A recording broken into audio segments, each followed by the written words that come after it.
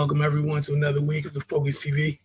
Joined as always, we have Octavia Wyatt, Carter Dudley Jr., Raymond Lyons, Wilson Tarpey Jr., Season 8, Episode 20 of the Focus TV. Right, we're going to get straight to it with the Washington Wizards. I know we'll be talking about them a little bit later. With Outlook that said they had some games leading up to this one. So what have they been up to? Yeah, man, I had a few contests over the past week. Last Wednesday and Thursday had a home back-to-back against the Kings and the Magic. Able to get the win against the Kings on Wednesday.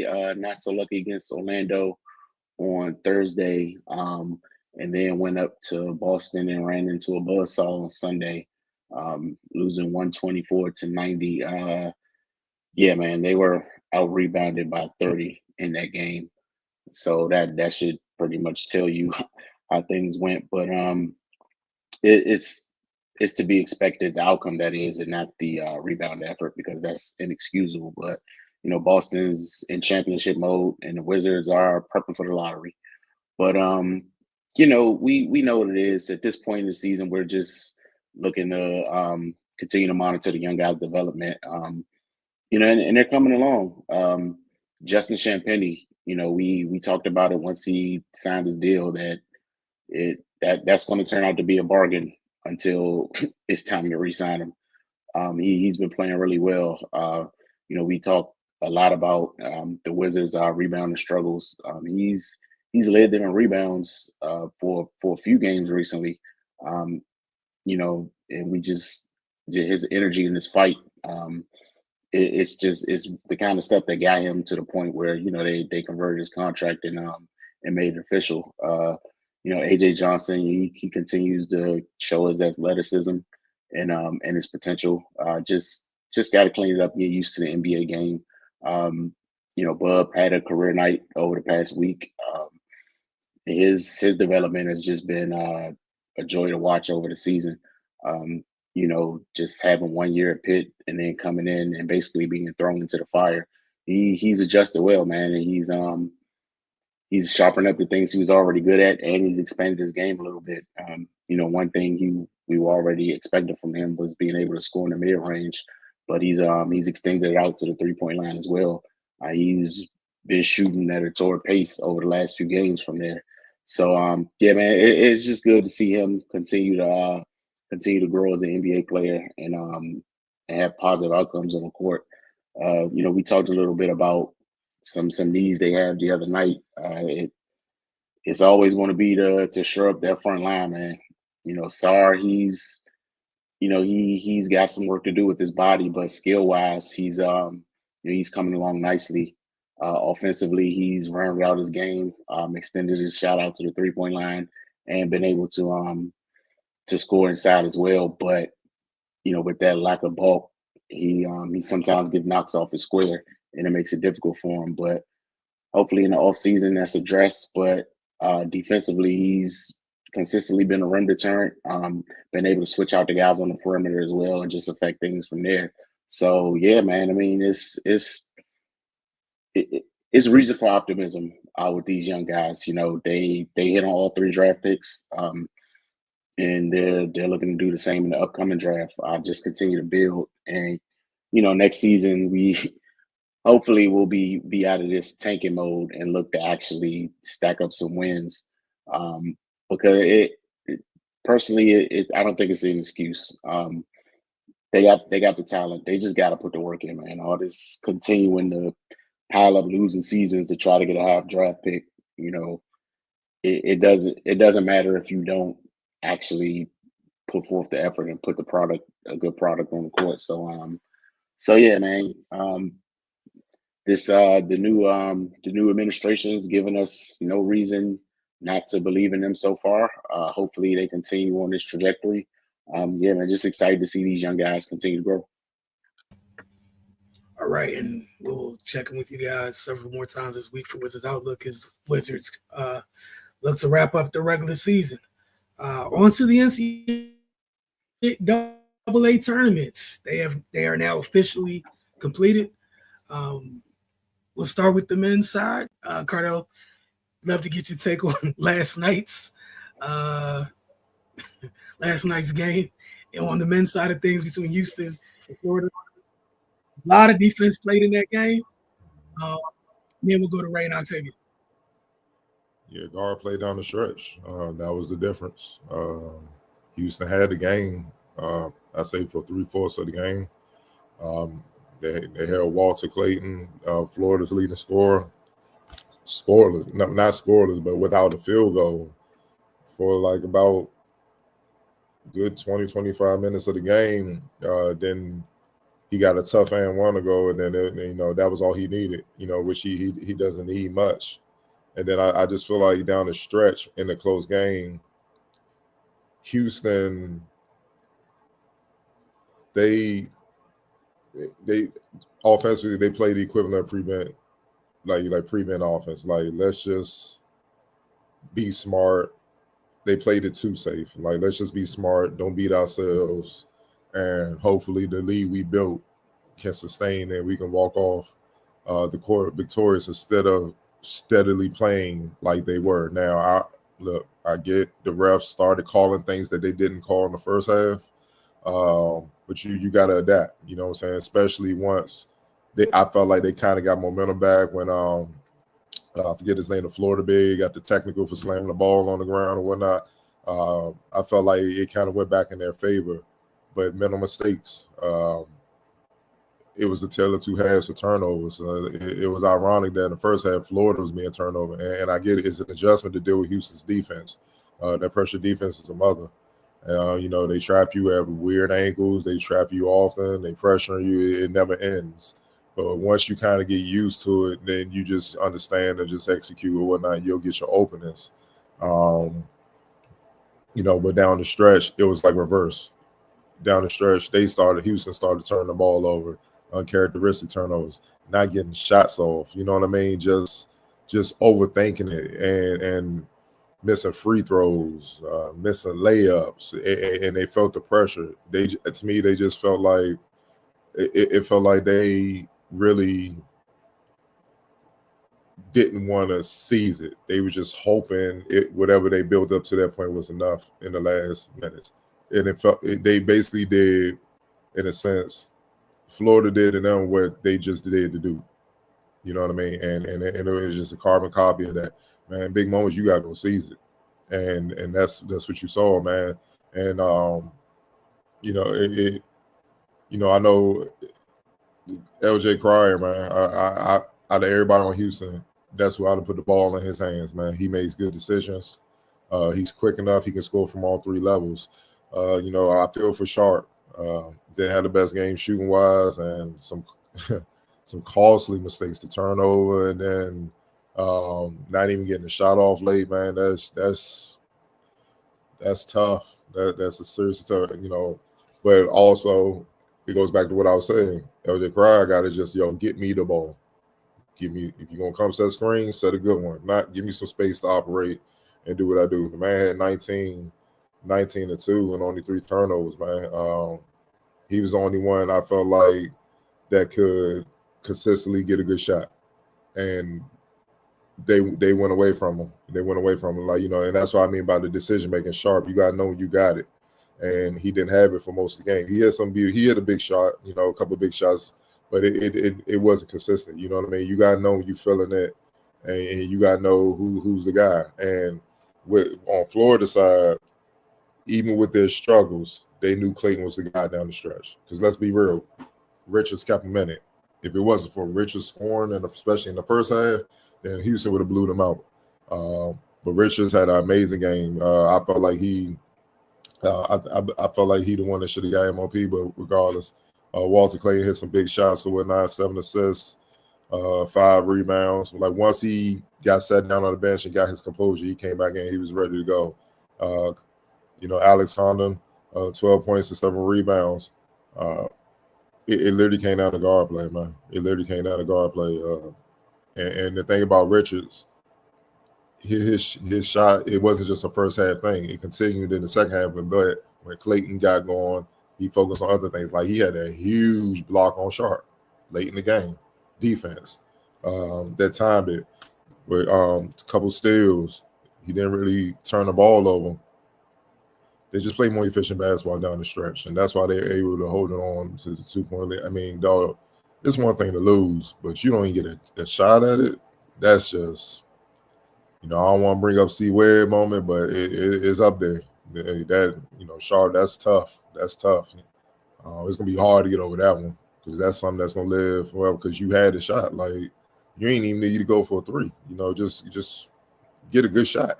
You know what I'm saying? And he couldn't even get that, man. So that's what it was. And we all know in the tournament, we say it every year before the tournament start. You need good guard play. If you don't have good guard play, you ain't gonna go very far. It's gonna be short lived. I don't care unless you can have a once in a generation type of big, but you need guards to be able to get them the ball. And if you don't have the skilled guards, tough guards, smart guards, especially the more you go deeper into the tournament, if you don't have smart guards, it's going to be hard to win. And what you saw from Florida, their guards play much smarter down the stretch than Houston, and that's why they're the national champs. Octavia, your thoughts on the men's tournament now that's wrapped up and last night's championship game? Yeah, I think Cardell kind of summed it up pretty well, where it was definitely just, and I feel like we've seen this a lot in the tournaments on both the men's and the women's side this year. It comes down to finishing games. There's a lot of games in this tournament where teams were up for a majority of the game and they just weren't able to close it out for a myriad of reasons. But even one, like Cardell noted, where they just seemed like they didn't want to put the full, I don't want to say effort, but like put the pedal to the metal and like go for it. They were being cautious, trying not to mess anything up. And in actuality, it did mess them up. Florida led the game, I think they said, for all of 1 minute and 7 seconds.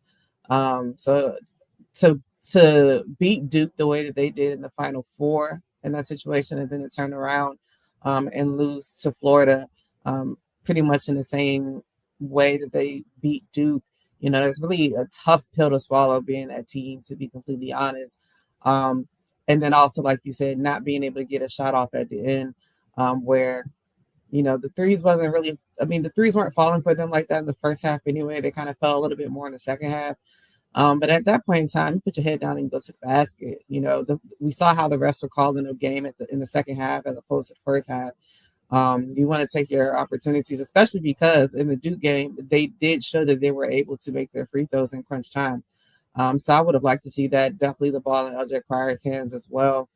But you definitely have to give kudos to Florida. I think they said this is the only, I don't know if it's the only, but a national championship team that was down by at least 9 points in, I think they said, their last 3 games.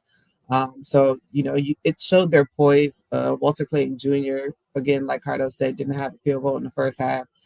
He got the and one, and that got him started. And even though he didn't have his normal output of points scored, he scored at pivotal times. He had a 3, I think, with like 2 minutes left to really tie the game and really put the pressure back on Houston to kind of come out and see what they're going to do at that point. But yeah, it was a great game. It was definitely one that I appreciate the fact that the tournament had really, really good games on the men's side. I think that they all kind of came down to the wire, especially with it being the 4 number 1 seeds in the Final Four, as well as then, of course, in the national championship game. But you definitely have to tip your hat to Florida. They even started off the second half with being the team that had the majority of the fouls. They were in 1-on-1 before Houston was. And the next thing I looked up, Houston was in 2 shots before Florida was. So, it was definitely a tale of 2 halves. But Florida, they probably didn't have this much parity or this much, for lack of a better term, struggle throughout their season. But they showed the poise down the end and when it was necessary for them. So you could tell that they were a well-coached team. And they deserve to win. I feel bad for Houston, to go out that way, and then especially not even to get a shot off to try to see what could possibly happen has to hurt. But those type of things build character. So I'm interested to see who comes back, who's not, and then where they're going to end up next year. Right. Yeah, man, that's a tough way to lose a national championship. Like, Jesus Christ.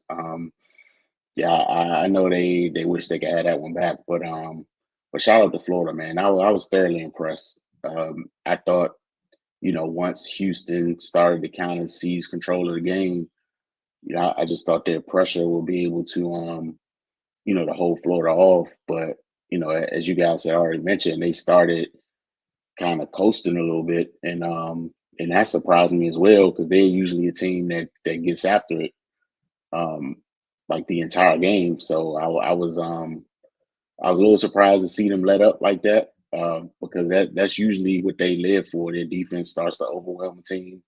They get a lead and then they smell blood. So yeah, man. But Florida, they stayed the course, kept the level head, and seized the opportunity when they saw a window to get the momentum back, and it resulted in them raising the trophy. So yeah, man, that was big, man. That's a big win for them. Yeah, Houston. Don't know where they go from here. But yeah, you hate to lose one like that, man. I know that's going to live with them for the rest of their lives. But yeah, I definitely agree with Cardale and Octavia. Cryer should have had the ball in his hands down the stretch. Just kind of settle things a little bit, because they weren't having good possessions. They weren't getting good shots.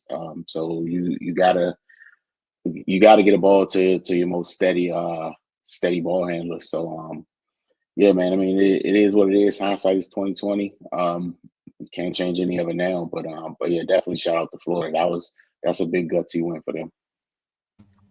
Yeah, as you guys all talked about, a little win by them, and it seemed I was impressed by the way they just wouldn't take a knee in the first half. Felt like Houston was hitting them very with some clean punches in the first half. You saw them on the ropes a couple times, and they just wouldn't go. It's about Richards keeping him in the game. He did a hell of a job in that first half, keeping him afloat. And again, we've said this ad nauseum. This time of year is about guard play. Richards understood his assignment last night. Hey, Clayton doesn't have it right now. I got it. I got us for right now. And even Florida, as the game went down the stretch, they never took it out of Clayton's hand. And you saw Houston do that. And I think that's where Houston, and it was just weird. I know, Cardo, you talked about calling it prevent offense is a perfect way to describe it. It seemed like they were hoping the time would run out on offense. And soon as if you're a team like that, you dial back that mentality just a little bit. You just can't afford to. And it caught up to them. And again, just credit to Florida for sticking with it. And like you said, Cardo, you did see like maybe 3-4 minutes that momentum. You literally saw it change in real time. And Florida, as Octavia mentioned, Florida didn't have the lead at that point, but you could see the tide turning. And kudos to them for getting it done. We will move over to real quick. Houston will be just fine. They only got 3 seniors leaving. Cryer, Roberts, and I think Francis leaving. That's it. And they got a couple of McDonald All-Americans coming. So they're going to be just fine. Also, you can't knock Florida's size, man. Florida big, man.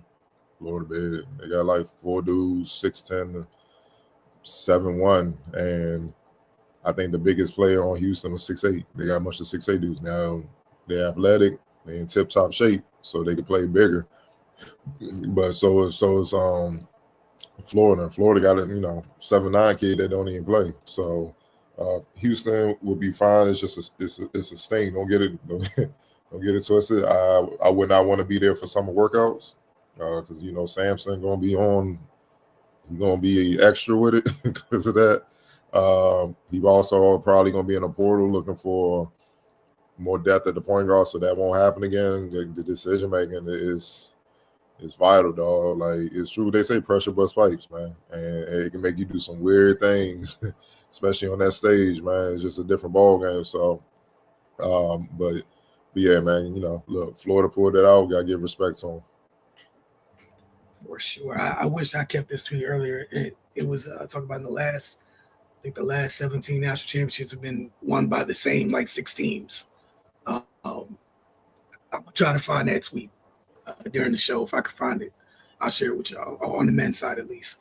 On to the women's side of things, Ray, we'll start with you, and then go Octavia and Cardell. Yeah, man, we finally saw AZ and Paige healthy in the tournament, and I mean the result is not surprising. Not to say it was a given that they would win, but yeah, man, I, you got to think that they were just super focused to get this done. Both of them have been through hell throughout their college careers, man, and it's good to see Paige go out like this. And on the South Carolina side, to me, this was one of Don's best coaching jobs. They came up short in the national championship, but yeah, man, they had some deficiencies that showed themselves throughout the season and throughout the tournament. Had some really tough games that they were able to gut out, but I think she managed it as best she could. They just ran into a buzzsaw. Um, yeah, Sarah Strong, man. Good luck for the next 3 years. She gonna be hell to deal with, man. If it was up to me, she might have got the MOP. I got AZ Hoop, no doubt, but man, Sarah Strong, she was the X factor. Nobody had an answer for what she brought to the table, and she's just a freshman, so it's only gonna get worse from here. So yeah, buckle up. But yeah, definitely shout out to UConn, man. Octavia. Yeah, I know we talk about the tournament, it's one shining moment, all these great things, crazy things happen in the tournament. I found it completely not completely odd, but I found it interesting. UConn and South Carolina played earlier this year, and I believe they defeated them 82-58. And they came back again and beat them basically at the exact same score point, 82-59. UConn just proved to be the better team, between the two of them. I will say, of course, I don't think South Carolina played up to their potential, the best that they could have played. They looked a little bit more rattled than I'm used to seeing them play. I'll be honest, Dawn definitely she coached her ass off this year. Even to me, she looked more rattled than I've seen her. And I maybe not rattled's not the right word to use, more upset is maybe a better word to use. Because it just seemed like they were making a lot of mental mistakes, and it seemed like they were making a lot of plays that she's not used to them playing. Like I know Malaysia Fawali, 6th Woman of the Year, coming off the bench. They expect her to be a spark. She really couldn't get going in this game. And once you get behind with UConn, the way Paige has been playing, the way AZ has been playing, and my God, the way Sarah Strong has been playing, and then their others are comparable enough. I think Chen had a great tournament as well. And then you got Gino. Gino is the all-time coach. He's always going to know what to do. And I'm sure that this was a big win for them, knowing that I think they said this is their first title in the last 9 years. And we know how many titles they have and how much they wanted to get back to the promised land.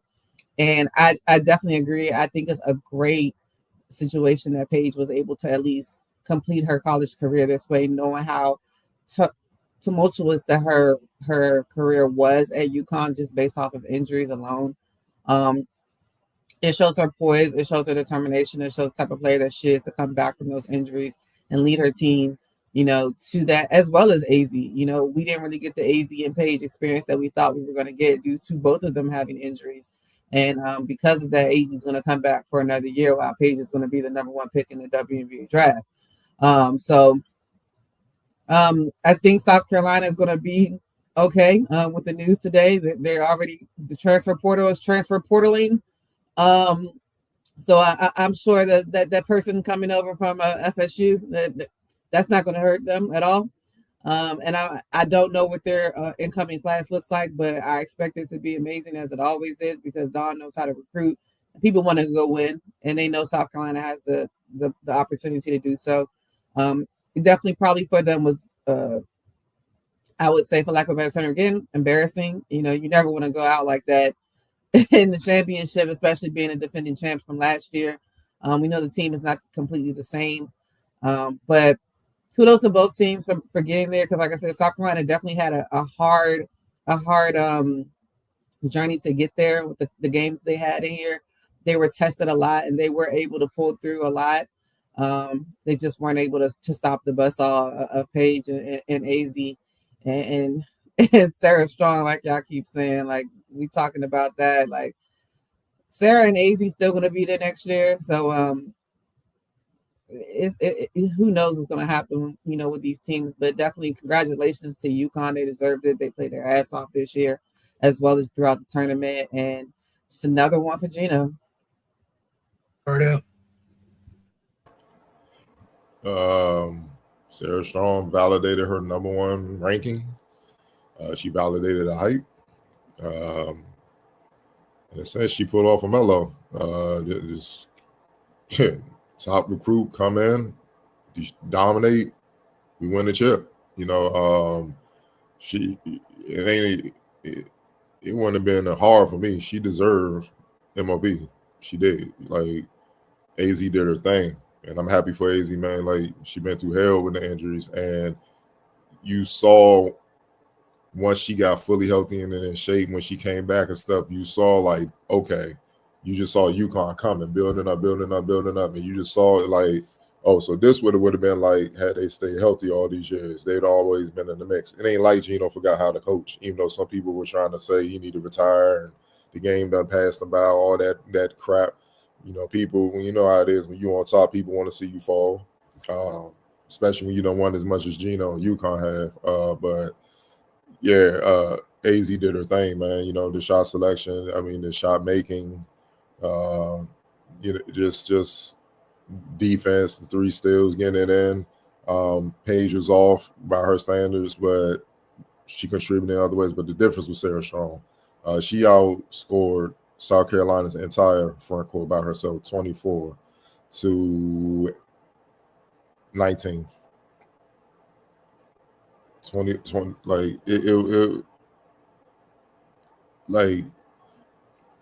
Yeah, their front court. Like it's insane. My apologies. Yeah, 19. 19. It was just dominance, and she's a baby. She this is her first time on the stage, and she playing against upperclassmen from South Carolina that been there, done that, played big games before. They look like they were overwhelmed. They look like the freshmen out there, and it's just a talent. And it's not just the points; it's the 15. Come on, man. The 15 rebounds alone was like, all right, yeah, surely she was locked in. Then you get the 5 assists, but then it was 3 blocks and 2 steals. But 10 to 15, 2 or 3 from deep. It's just complete, man, just complete dominance. And she overwhelmed the entire front court, not just the starting front court of South Carolina, even the reserves. They came in. You can get it too. I'm gonna make it very clear, ain't none of y'all dealing with me tonight. Like, it was just that type of game. And the thing is, she a baby. She don't even know what she's doing yet. Wait till she really figure out what she's doing, man. So, and it ain't like she's something otherworldly like Asia, like 6'4", 6'5", super big, Brittany or something. She's only 6'2". But that's what makes her dangerous. She's a hybrid. She got the best of both worlds. She got the bulk and strength to be a bully on the block, but she got the skill set of a wing. And but the IQ and the know-how, man. So she's one of them special ones, man. So with her and AZ coming back, with the experience that the rest of the roster have of winning now and all that, you expect UConn to be right back in the mix next year. Like Octavia pointed out, South Carolina, they getting some heat in the portal. Dawn, yeah, she's pissed. It's kind of like what Gino told Hurley on the other side of on UConn fellas, like, dog, you're not gonna win every year, bro. Like, you gotta calm down. You can, if that's your expectation, you're gonna be miserable in that seat, man. And who would know more than Gino? You know what I'm saying? He understands, especially with the talent he has had. We don't win it every year. So what makes you think y'all gonna win it every year? Calm down, bro. So that's kind of what Dawn, like, it's tough. It's tough, man. But you expect her to reload and be back with a vengeance, man. Then we're gonna see what it is, man. And next year it's gonna be fun. It is what even going up to the McDonald's game. I got to see Bet's younger sister. And she, I think her name is Sienna. Sienna, yeah. She's not like her sister. She's more like what's her name from Oregon? Sabali. Sabali. She's more like that type of big. So that inside tandem, that high-low tandem between sister and her, the 4 or 5, that's gonna be different. You know what I'm saying? Now USC got a girl that's coming that's nice. Davis, unfortunately, Juju's out. Because if Juju was healthy and her, yeah, it's gonna be interesting. And then Maryland, they got some heat coming. You know, they already hitting the jackpot in that transfer portal. So next year is gonna be very interesting, man. UConn definitely should enjoy this for sure because it's been a while, especially by their standards to win. You know that, but I know Gino gonna be back. You know, summertime when it's time. Live, man. Let's lock in. That was last year. We gotta gear up to try to defend it, man, because teams gonna be gunning for them. They're gonna be gunning for them again. But yeah, it was just classic domination. Like South Carolina ain't win any quarter, not one. Yeah, like you guys said, South Carolina's going through the thing where you win a lot. Sometimes all your team, when you have a lot of talent, all your teams aren't equal. And sometimes while you still might have a good team, there's differences between a good team and a great team you have that might be able to win a title. And again, like you guys said, hell of a job by Dawn coaching this group there. But there's noticeable flaws this roster had that last year's didn't have. Cool. And you guys talked about who they got. They got a flamethrower in the portal already. Wasted no time. I woke up, got on Twitter. I think it was yesterday.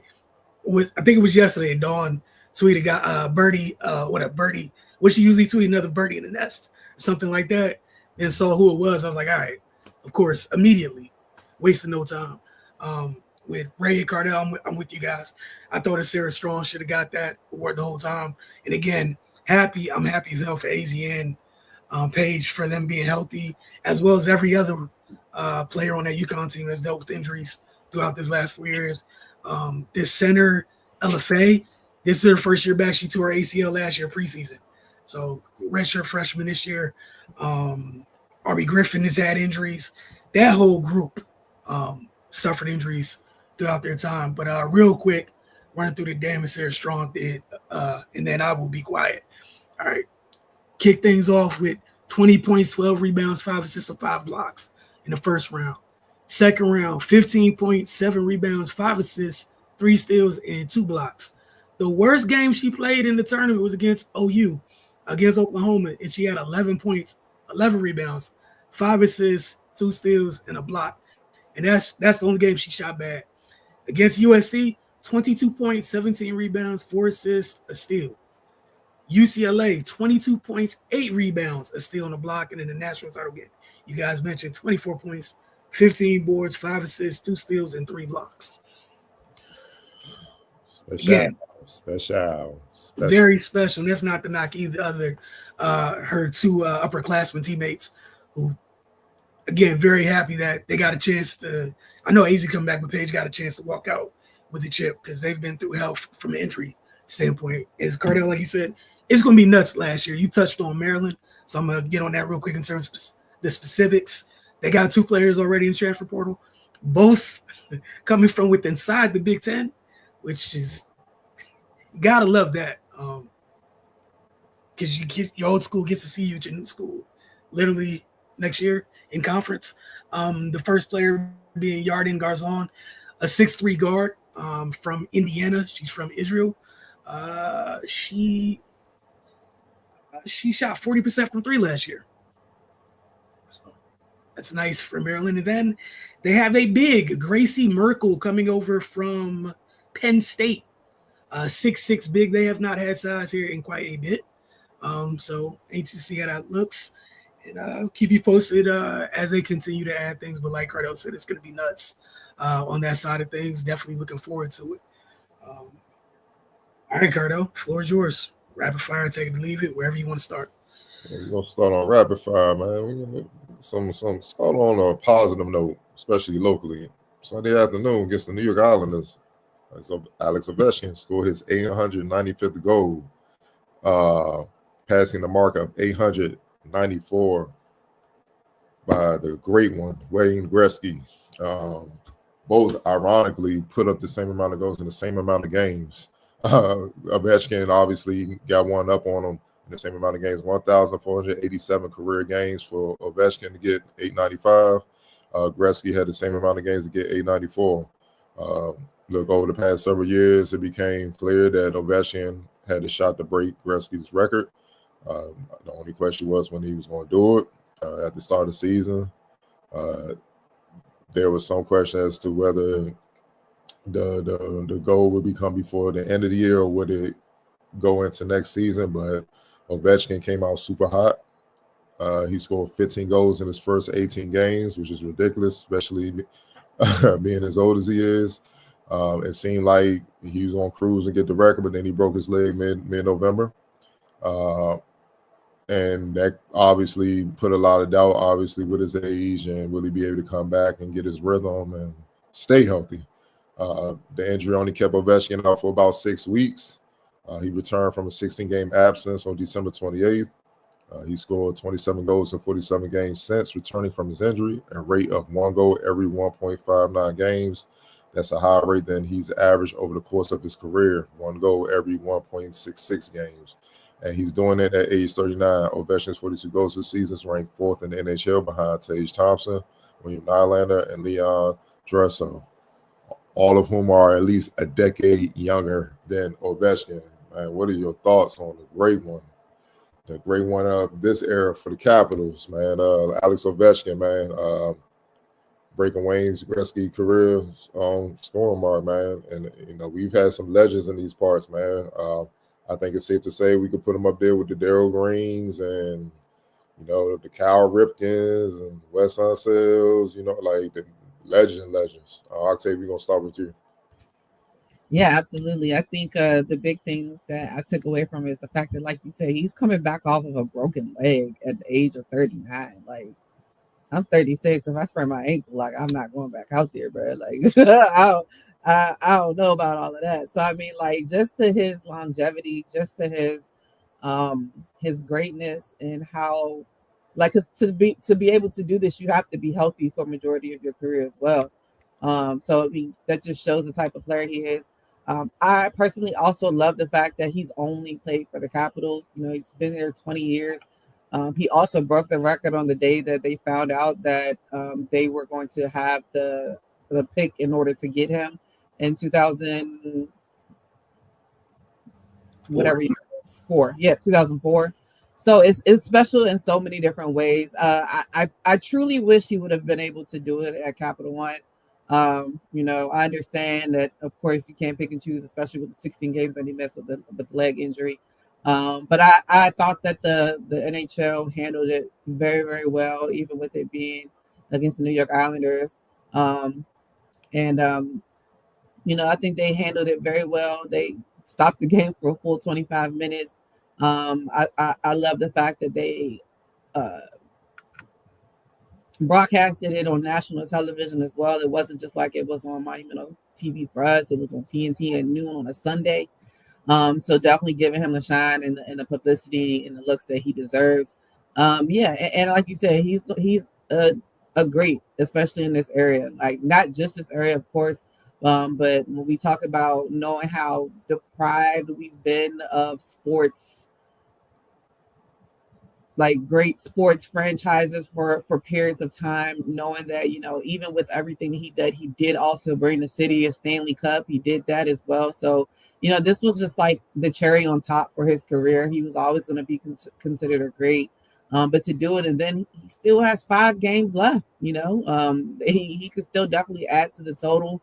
The 2 previous people before him, Wayne Gretzky and Gordo, they both held the record for 31 years before anybody else came near. And like Cardo mentioned as well, it don't seem like anybody's going to come near that either. I mean, I think they said the next closest people are still about 200-ish goals away that are close to his age in that aspect. So much respect to him for somebody to be able to do it that long and do it that consistently.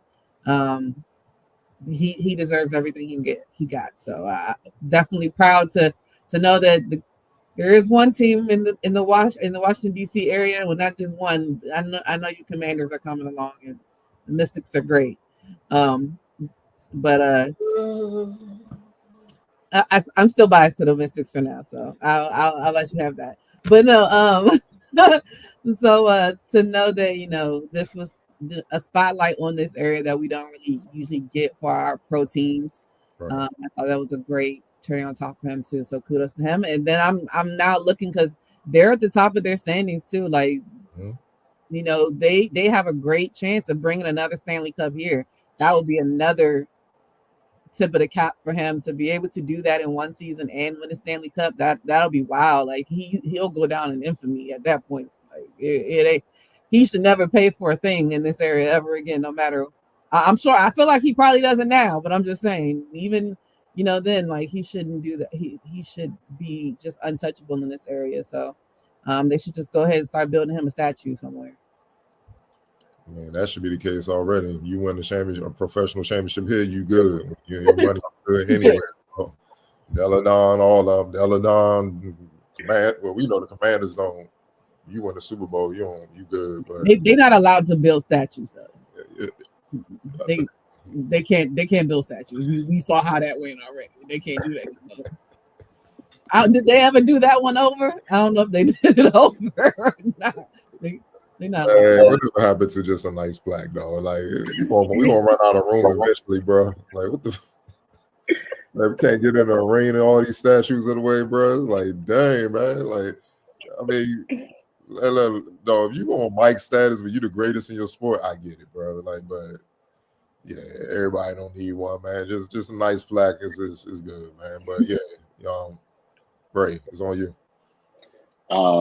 Well, whenever you're being mentioned, eclipsing something Wayne Gretzky did, that just speaks for itself. You know, but yeah, man, shout out to Ovi. That's amazing. Especially, you know, brought up his injury this season, him just coming back on fire and even being able to regain his form from pre-injury at this advanced age. That's just a testament to how hard he works, how dedicated he is to a sport. But yeah, man, huge accomplishment. Like that's, like you said, you got to put him up here with, you know, the legends from this area and these pro sports teams, because this is something that doesn't happen often. Octavian pointed out the longevity of the record holders before him, and he'll probably have the record for the same amount of time. 895 is a lot of goals. I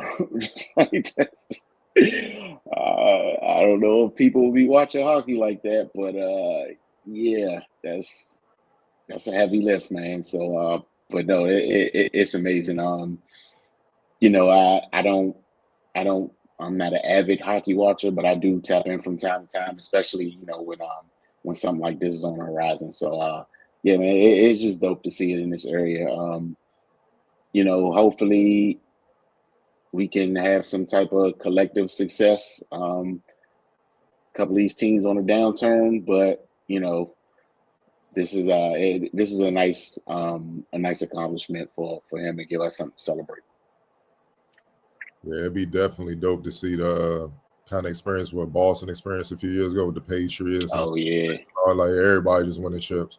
That man, this area go crazy, man. Wilson. Hey man, I don't think there's anything else to say. He blessed the Capitals since he got drafted back in 2004. The early return on the investment was crazy that first year. He's been crazy since. Like you guys mentioned, already led them to a title. The fact that they're in contention for another one while this is happening is nuts. And again, Cardell, you talk about the goals per game.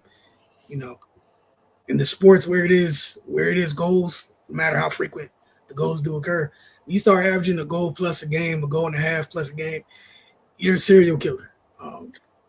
Like the other team knows those stats too, man.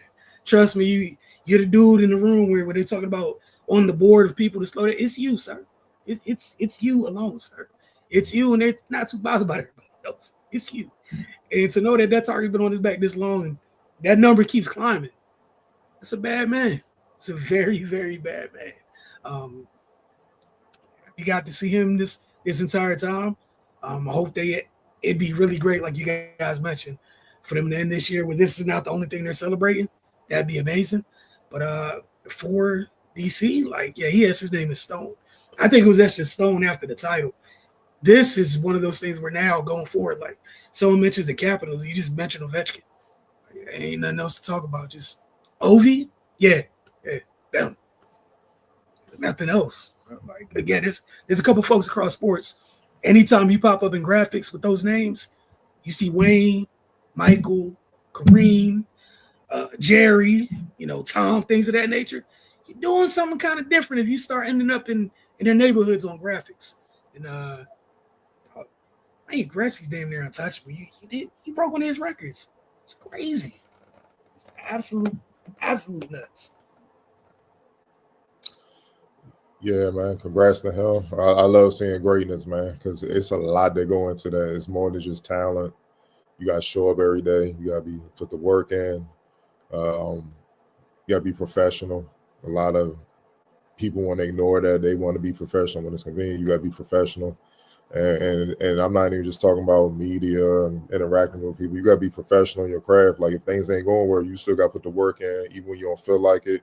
When you lose and you just down, you still got to put the same work in that you would when things are going well. That's what being professional is all about, man. Amateurs let that bother them, dictate their moves, dictate the work and stuff like that. Professionals get in there because they know I have to get in there if I want to stay at a high level and want to continue to grow and build, man. One thing I like about the Capitals that, I'm not going to give it contributes a little bit to what has happened with Ovechkin is upstairs, man. The consistency upstairs. I had to look it up, man. The GM, Chris Patrick, he's been with the organization since 2008. He didn't draft Ovechkin, but he's been with the organization. He's moved up from a scout to assistant GM to GM in 2014. And yeah, when they won the Stanley Cup back in 2018, he was the GM. And it doesn't hurt that he came up within the organization since 2008 in every role. But his foundation is as a scout. So he clearly knows talent. He knows how to build around those guys, around a guy like him. And he's also smart enough to understand I'm not just going to ship him away just to ship him away. You know what I'm saying? Like he's still playing at a high level. Let's build around him. And that's why out of all the major sports since 2004, the Capitals been the most consistent. You got to call it what it is. They've been the most consistent as far as being in a position to win and making noise, man. So it's not by accident, man. So you got to give that the front office, like I said, led by Chris Patrick, man. You got to give them a whole lot of credit, man. And Ted don't get a lot of love, but him staying out the way, sometimes that's just the best thing you could do. Look, man, sometimes look, bro, just cut the checks. You hire me to do a job, you hire people to do a job, let them do the job. Don't do the Jerry Jones thing. You see what I'm saying? Like it don't work, as you can see, man. So if it's one thing you could take from this, outside of just Ovechkin's greatness, man, look at what's going on upstairs. A lot of teams can use that formula and just allow, if he proves to be a competent GM, of course, but if he's a competent GM making good decisions, let that man rock. It'd be good for you in the long run. Now we got to go to the association. We got to talk about it. God dang, man. Shocking news this afternoon. The Denver Nuggets, they fired head coach Michael Malone and said they would not extend general manager Calvin Booth's contract. Just days before the end of the regular season, David Adelman, the Nuggets lead assistant, will take over as head coach for the remainder of the season. The shocking decision to fire the coach and eventually part ways with the GM, who just won the championship in 2023, comes at a time the Nuggets, 47-32, have lost 4 straight games and are in danger of falling into the play-in. But they're also like a game or two back of being third or second seed. So it has been a frustrating stretch for Nuggets as the 3-time MVP and current MVP candidate Nikola Jokic has tried to keep things together while Jamal Murray has been out for 5 straight games with a hamstring injury. There have been moments where players have shown emotions on the sideline, with even normally calm Jokic displaying rare frustration recently while on the bench trying to sort out the Nuggets struggles. The Nuggets have gone 11-13 since the All-Star break. Wilson, can you please play the video of Nuggets owner Josh Kroenke explaining the firings? All right, here with Josh Kroenke. always a tough day to make tough decisions like this. What was the thought process in making this decision now? This wasn't a decision that was taken lightly or taken as in a reactionary fashion to anything specific. Having observed our group over a very long period of time, what I would say is that, having observed that group over a period of time, there were certain trends that were very worrisome to me at different points in time. But they would get masked by a few wins here and there. And, in the world of professional sports, when winning and losing is your currency, winning can mask a lot of things. We went on an eight-game win streak right before the All-Star break. But since then, I think we're 11-13. We've lost our last 4, and we're trending towards a direction that I thought would probably be a very near end to our a very near end to our season in the near future. And so all that taken into consideration, wanted to try to figure out a way to potentially squeeze as much juice out of the rest of the season as possible. And I think that, after talking with my father in recent days, we came to the decision that we were going to be changing these roles at the end of the season. And that, with that thinking in our mind that we know that we're going to be changing these roles at the end of the season, then your mind then turns to, what is the best decision for this group right now? And, from that point forward, I think that, I became comfortable with the thinking of, let's try to shake this tree and squeeze as much out of this as we can. And that's where we arrived at with the decisions today. So doing it with 3 games left and the playoffs ahead, hopes of the spark. Maybe it does something for the team. Yeah, hopes of a spark. I think that there's more to that group than has been accomplished so far. How much more is in that group? I don't think that, I know the answer to that. I don't think anyone knows the answer to that. But I think I have a belief that there's more in that group that can be accomplished. And I look forward to seeing what they can do. Who calls the shots here in the short term? David Adelman will be moving into the head coaching role for the interim. And have a lot of confidence in him. I think that the decision, outside of the decision, there was thinking around 2 separate things, involving with the timing of it all. I think that, the awkwardness of the timing with only 3 games left and then the playoffs looming. But, it came down to 2 factors. And those 2 factors were side by side in my thinking, which is, 1, I have a complete belief and trust in our group of players that are in there. And I have complete trust and belief in our assistant coaches and their ability to step up into different roles. And maybe if their voices are a little louder in certain areas, maybe they can squeeze some of that juice that I've been talking about. What are the expectations after the playoff run for these positions? How do you assess it then? We'll be going through a full search, when the time comes. And I look forward to that process when the time comes, but hopefully it doesn't come for a very long time because, again, I do believe there's more in that group, and we're not done with this season just yet.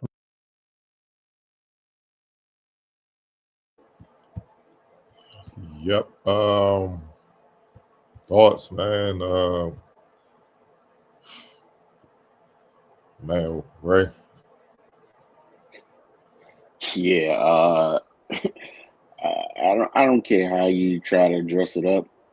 Firing a coach 3 games out from the playoffs is never going to make sense to me, unless it's some wild situation where he just need to be removed immediately. I don't think he's talking about squeezing more juice out the season. Like, what do you expect to accomplish at this point that you feel like wouldn't have been accomplished had Malone just coached out the rest of the season? I don't get it. This is a coach that has been extremely successful, the most successful coach in your franchise's history. Is 2 years removed from a championship. This is illogical to me. But I'm not the one making that decision. But yeah, man, I don't know where he thinks this is going to end up. But yeah, it was definitely a shock when I first saw it.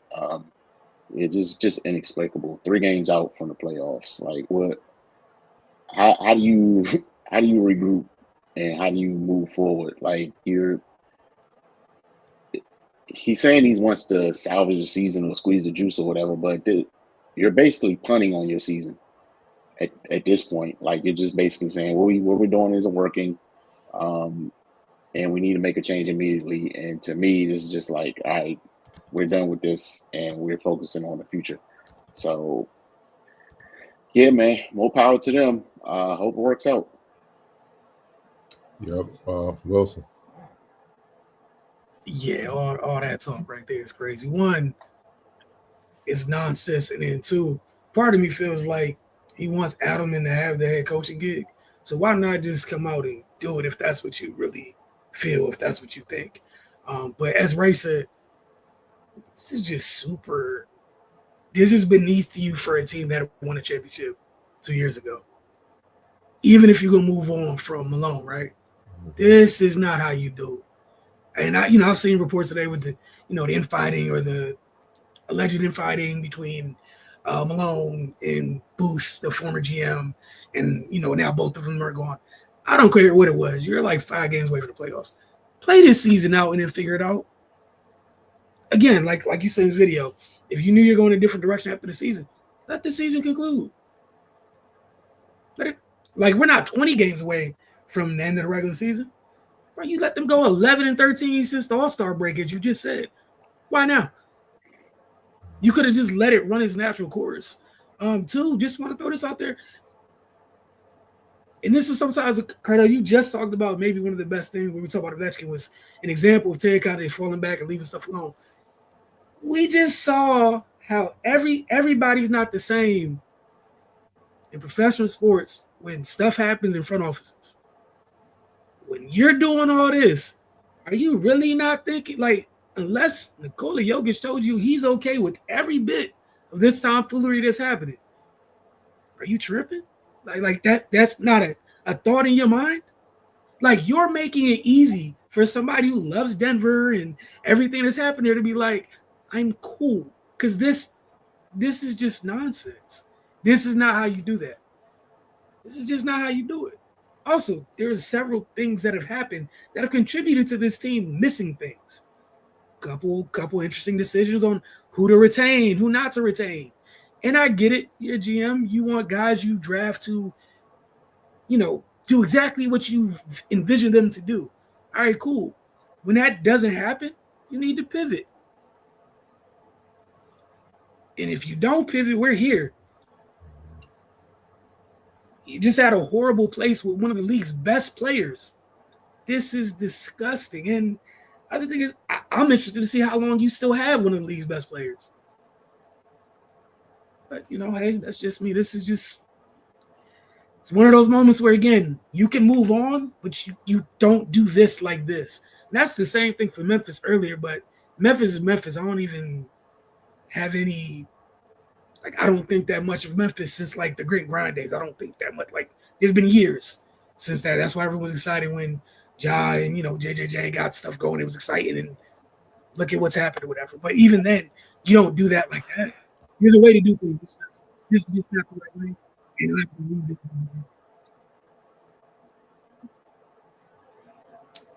Octavia. Yeah, I agree with both of you guys wholeheartedly. I feel like 3 games left in the season is just like a slap in the face. Of everything that this coach has done for this franchise, I think they said he would have concluded his 10th season there. So it's been 10 years somewhere, and for somebody to just it's 3 games into the playoffs and you out of here.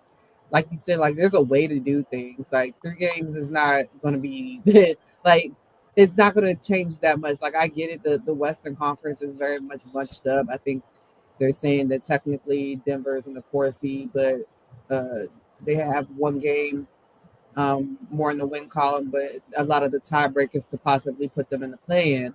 So I understand that, but this is a coach that brought, like you guys said, brought your franchise its first and only championship. And to not even have the decency to let them finish out the season, I think is crazy. I don't think anybody can sit here and think that much is going to change. And also, like Ray said, this squeezing the juice thing,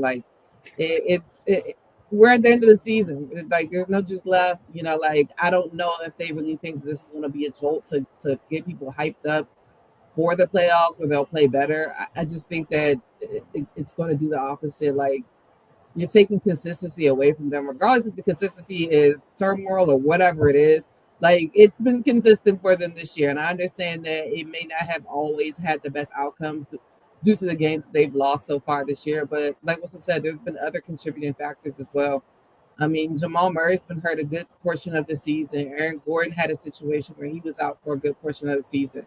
You talk about also not bringing back certain people, KCP and things of that sort. And then, of course, their youngins, understandably so, Calvin Booth seems like he wanted them to get a little bit more burn. And to me, it seems like they were. So that's where I don't understand, you know, what's happening. I feel like Peyton Watson has been playing as well as he can, you know, with their losing streak and everything. He's been playing well. We know Christian Braun has been playing well.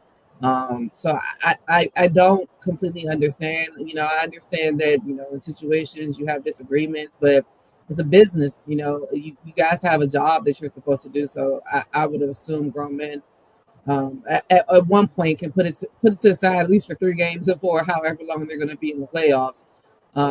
It's just a bad look for a franchise that's supposed to be on the up and up, a franchise that has a 3-time MVP, a franchise that has somebody who just had a 60-point triple-double, which is crazy. So it's weird. And then, like, I kind of go back and forth when I say, as far as, like, I wonder, do they think about how it is portrayed and how it looks to other people who are then going to want to come, who they're going to be looking to fill these positions? Like, I understand being a head coach in the NBA, you know, sometimes you might got to bite the bullet and take a place where you not necessarily want to be. But, I mean, in the back of my head, I'm like, dang, do I really want to go there? Because they threw this man out with the bathwater after being there for 10 years and bring his franchise, you know, a championship, and he can't even finish out a season. Like, what happens if I get there? You know what I mean? I understand that sometimes you got to take the opportunities when you're there. But I just wonder, do they think about it? It seems like they don't. Either they think about it and they don't care, or they don't think about it at all. But I just think it, like you all said, it was poorly done to have that happen this close to the playoffs, 3 games left in the season. It's just not a good look. Yeah, I'm just keep it brief. To me, ego played a part in it. You know, it's widely known about the back and forth between Booth and the disagreement, Booth and Malone, about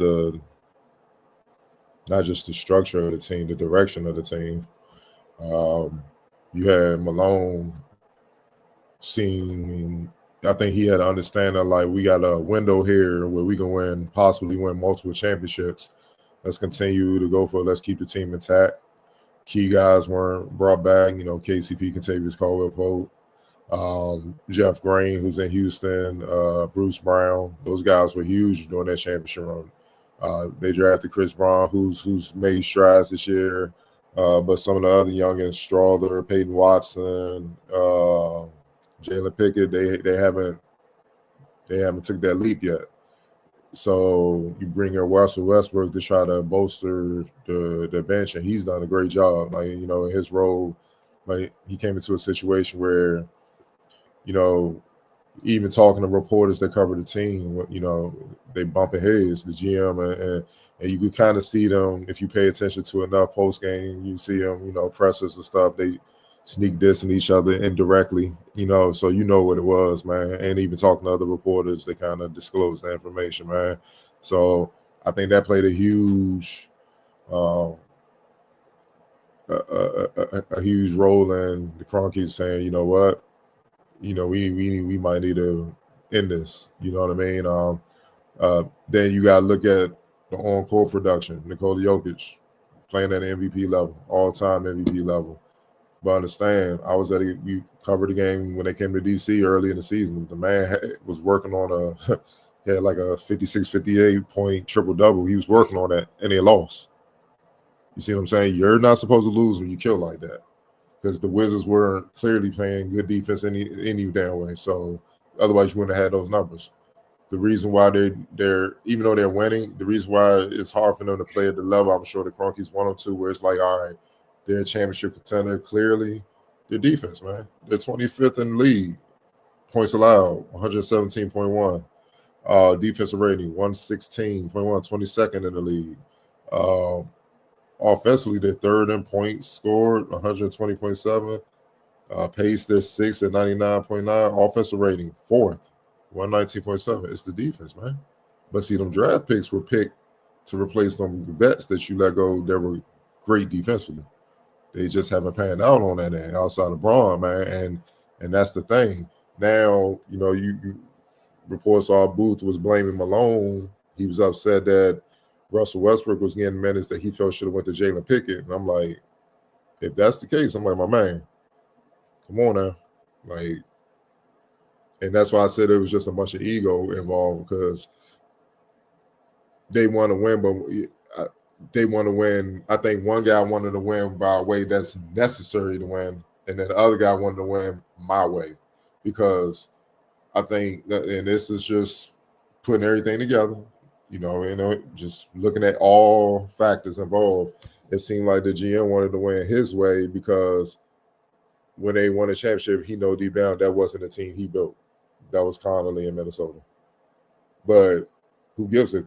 Who cares? You were part of the organization there.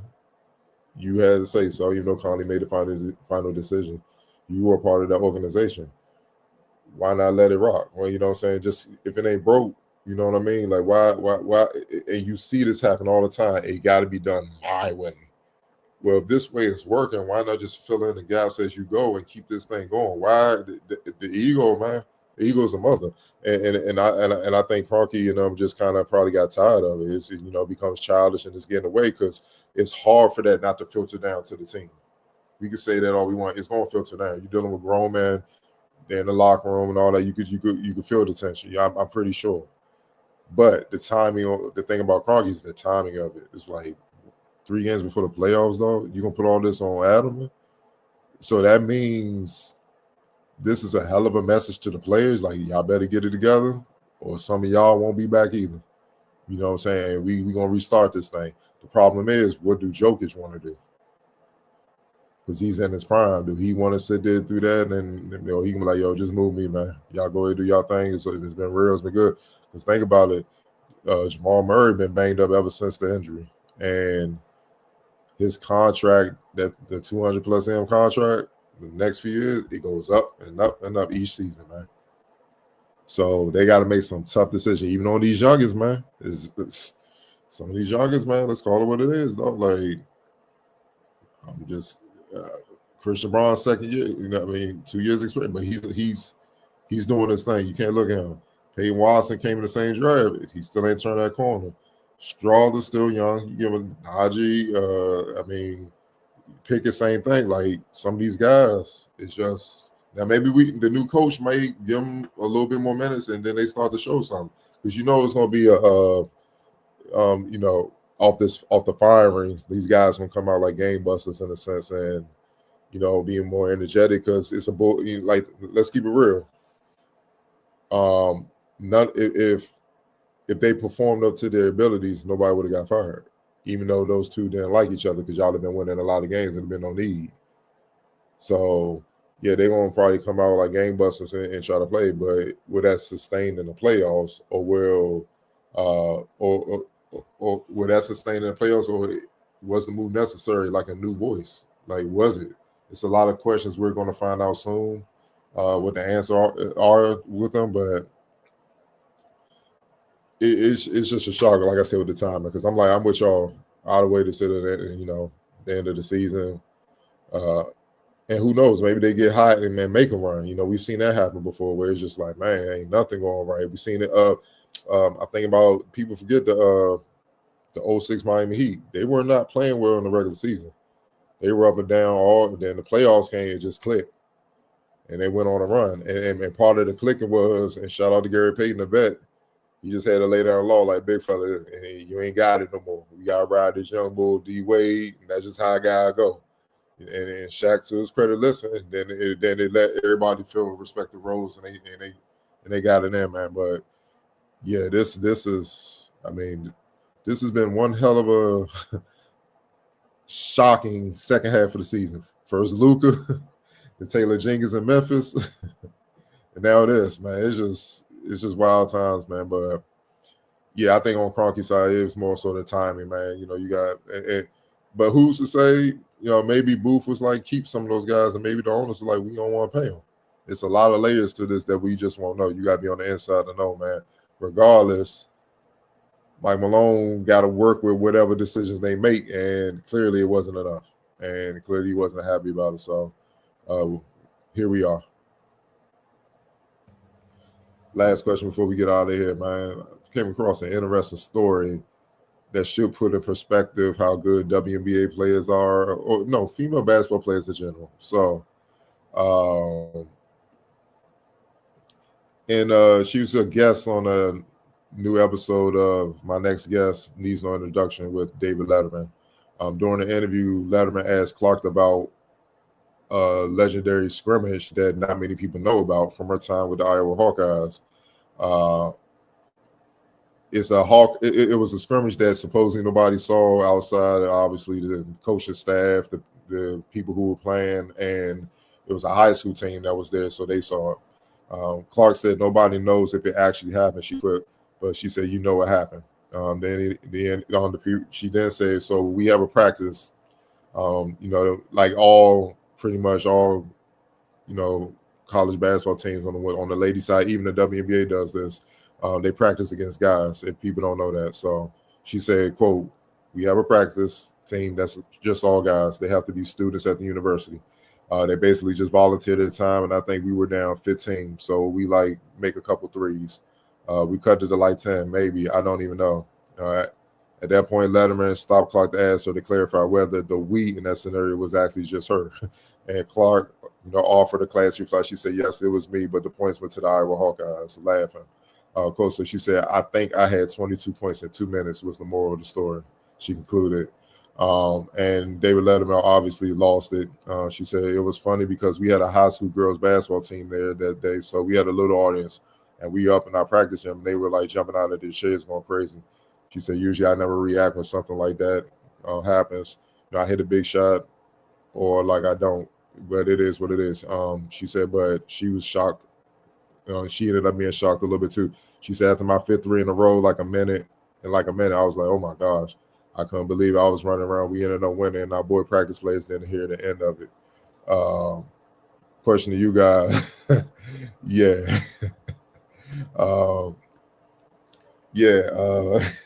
It's a few questions with this I want y'all to ask. And one, obviously, you know the stigma, and Octavia knows it better than most. A lot of fellas that don't hoop, let's call them weekend warriors. They feel like the ladies are food that actually play. They're light work. They love to test them. I'm talking about weekend warriors, guys that haven't played. The guys that do play for real, it's respect because we all in the same game. You never hear from them. It's always the guys that weekend warriors who never did play, but they play with pickup, so they thinking they can dog a female college basketball player, pro player, or whatnot. I want to ask y'all a question on just share y'all thoughts on how dudes need to be very careful stepping into that ring against these type of lady ball players, serious lady ball players, and also just Caitlin Clark in a practice scrimmage. Like she said, nobody was there. She being that damn competitor where she like, nah, we ain't going out like this to no student managers, dog. We gonna get it right. Wilson, we're gonna start with you on both questions, man. I should turn my camera off or something, man. Yeah, one, psycho's a psycho, so I'm not shocked about that. And two, like, flipping to the men's side of it, you're not about to be okay if you were down to non-hoopers in any situation. You want to turn it up too. Let's call it what it is, right? So she had the appropriate response that, regardless of your gender, would have that response. Like, I do this for real. No, this is horrible. One, is a horrible situation. And two, you shall not walk out this gym with any stories to tell. And three, if we're just now finding out about that, shout out to them because they can all keep a hell of a secret. Yeah. Because we are in an era where people love clout. Even when they're taking L's, they want some clout. So shout out to you gentlemen for doing something real old school. Like, shame does matter. And whoever shared the video, we appreciate it. But yeah, people got to just start being respectful. Like, if dudes who commit to do that where that's their craft for a living, respect them. Why the hell can't you? Who are you to not do? Like, what is wrong with you? Same way you wouldn't go challenge your favorite play. You know what I'm saying? Like, some people are delusional, but seriously, like, what are you doing? Like, you think you're the first male they've played against? Are you serious? You're the first guy who had this idea that I'm. Nah, dude. Nah, you might not even be in the toughest. See, they dealt with, and also they regularly practice against males. Bro, like, just like leave this whole, like put a gate on that road, blow up the road, leave that whole conversation alone. I don't wish to hear it anymore. It's silly. And then now you got stuff like this where people falling out of bounds, hitting shots, and now someone's going to take the time to clear this footage up, find out who each and every one of you are. Yep. Because, and this is what it leads to, because somebody who wasn't here didn't shut their mouths. And just know, I will do my best to retweet each and every person that comes. It's like the Sokovia Accords. I want to know who did it. Who are you all? Let me know. Put them all on the big screen. And then maybe we will finally stop. Leave these women alone. Just leave them alone. They don't even practice against each other. They practice against, like, bro, there's literally dudes that get paid to practice against professional players. Like, people sign up to, like, what is wrong with y'all? They're doing it in college. Like, y'all just gotta stop. But yeah, this video is hilarious. And please, if this conversation continues, I need all these schools to start leaking that stuff. Because there's a bunch of y'all taking L's on a regular. And even though it's not y'all, because y'all are there seeing it, if enough footage comes out, maybe everybody else will shut up too. Octavian. This is one of my favorite conversations.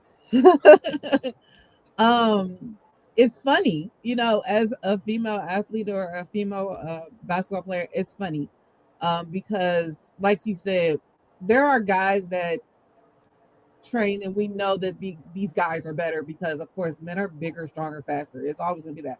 But when it comes down to the particulars of the game, like the fundamentals of the game, like that's where we get in it. Like, so I always go back and I think, well, I remember when I was probably like playing Boys and Girls Club. Well, not Boys and Girls Club.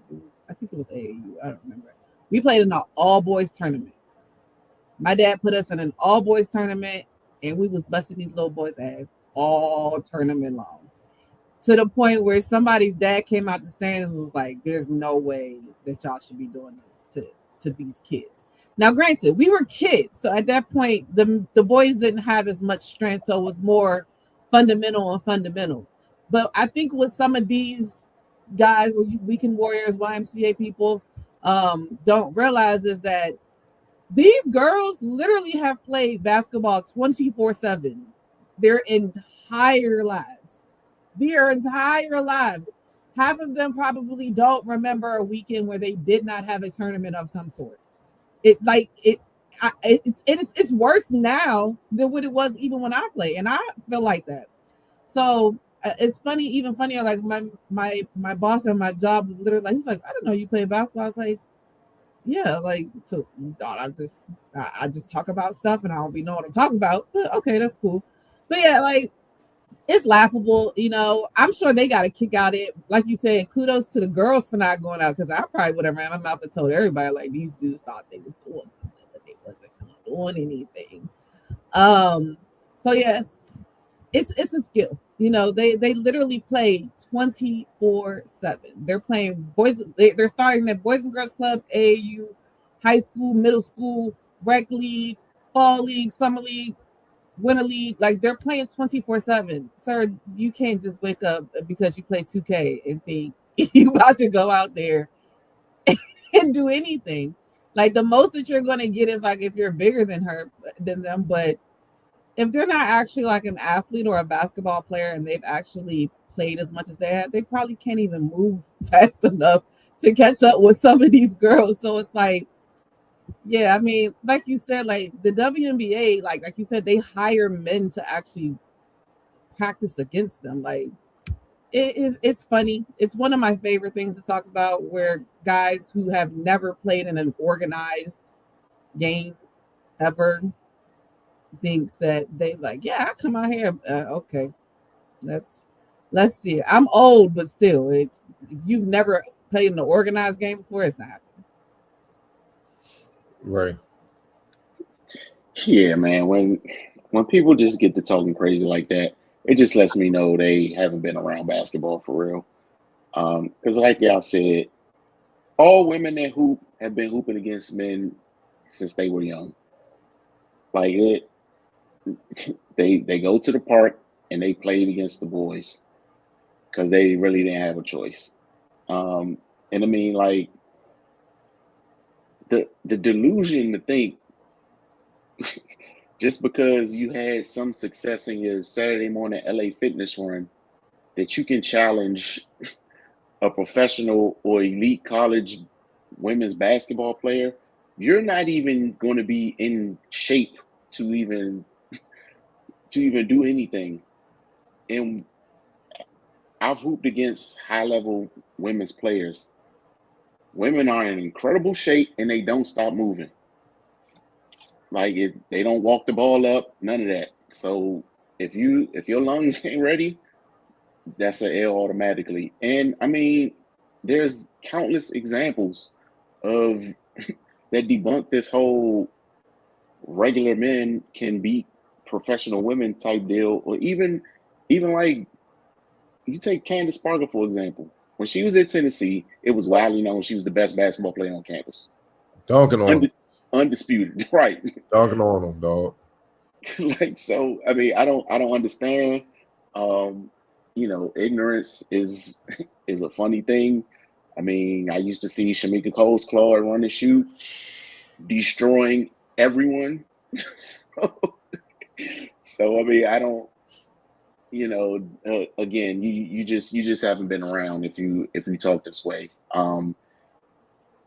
God help you if you think you can guard Caitlin Clark. I mean, I've played a lot of basketball in my life. I'm 40 years old now. I'm a little overweight. My knees be hurting. I can't do nothing with her right now. And I'm sure a lot of people that think they can do something with her can't do nothing with me. So what are we even talking about? But yeah, it's just disrespect. It's ignorance. It's foolishness. You're just destroying somebody that put in their 10,000 hours into their craft and have achieved at the highest level. And you think because because you're just simply a man that you can compete with them on any level. Like it's just stupid. I don't see you thinking that you can go perform open heart surgery. It's the same deal. That doctor has put in the work. They studied. They're professional. They went through that process. These ladies are professional basketball players. They've been doing it since they could walk. Same deal. Like, so I don't know, man. But it was definitely funny. And like Wilson said, man, that pride is a mother. We are not going out like that. Not to know student managers, man. And yeah, when I saw that video, I was just laughing because she fragged them mercilessly. And the same thing or worse will happen to anybody else that think they can get out there and rumble with these women. Yeah, man. Dude, in the Bible says pride before destruction. Yeah, the destruction came really quick.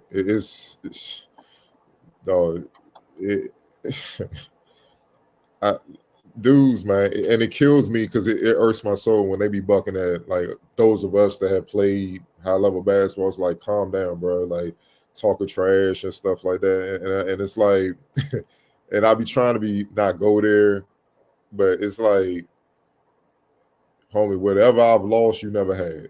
Like, you gotta calm down, bro. Like, that's just where it is, man. And you gotta remind him of that. It's like when Scalabrine was playing homie at the park. He's like, I'm closer to LeBron James than you are to me.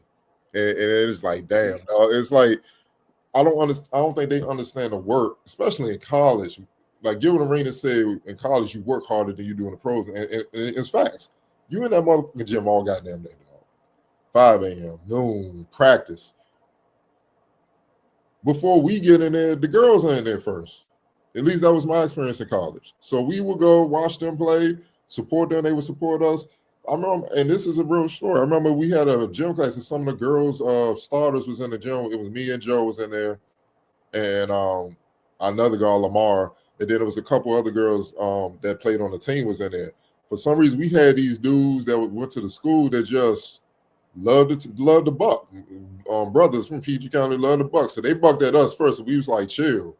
And then the gym team like, yo, y'all just go ahead and play 5 since y'all can't calm down, because we was like loud. We was like, calm down, bro. It's the reason why we're college players, and it's the reason why you just go to school here. Like it got so. He said, roll the balls out, y'all go ahead. Get y'all exercise. And be like, cool. Man, we destroying them boys. So the girls are laughing at them. Like, they talking trash. We just going to work. Because it's like, we try to tell y'all, it's a reason why we out here, bro. Like, chill out. Joe Shamgarden dropping dudes, man, throwing lobs to me. Lamar hitting threes. It was bad.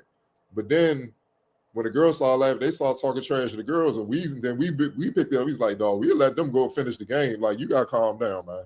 Y'all gotta relax. They didn't calm down. So we said, go ahead, do y'all thing. We literally walked on the other side of the court.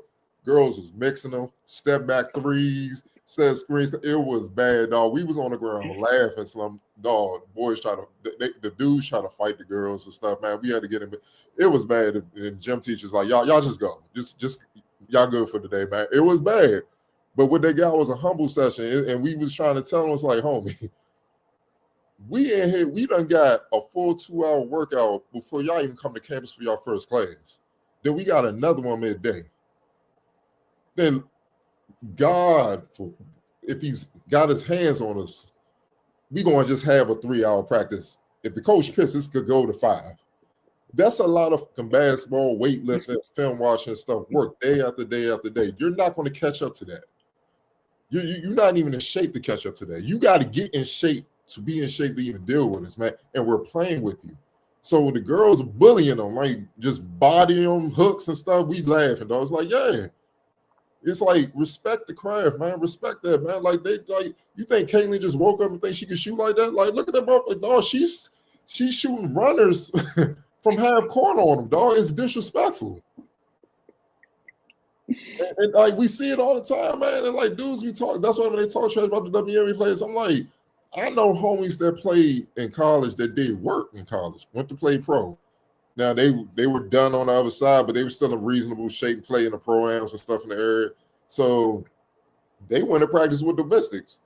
Man, they came back. They was like, hey, dog, I gotta get back on my grind, dog.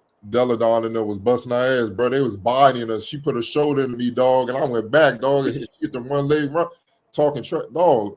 And the ladies take pride in busting the dude ass, man. And these are established former college players, pro players.